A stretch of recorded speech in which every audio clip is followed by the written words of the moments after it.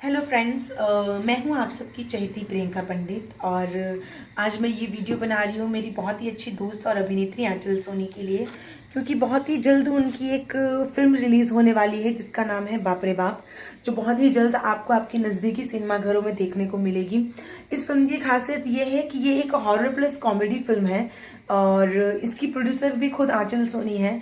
और सबसे बड़ी खुशी की बात यह है कि अच्छा लगता है जब कोई अभिनेत्री एज ए प्रोड्यूसर आती है। And we all proud of you miss Anchal Soni. I hope ये फिल्म बहुत अच्छा बिजनेस करे और entire team of Baap Re बाप को मेरी तरफ से ढेर सारी शुभकामनाएं। और मैं आप सभी दर्शकों को रिक्वेस्ट करना चाहती हूँ कि प्लीज़ जब भी ये फिल्म आपके नज़दीकी सिनेमा घर में रिलीज़ हो तो आप इस फिल्म को देखने जाइए और अपना ढेर सारा प्यार दीजिए, क्योंकि हीरोइन प्रोड्यूसर बनी है बॉस, तो प्यार तो बनता है और वो भी दुगना। So again good luck to entire team of Baap Re Baap. And I hope ये फिल्म बहुत बड़ी हिट हो। बाप रे बाप विल रॉक्स।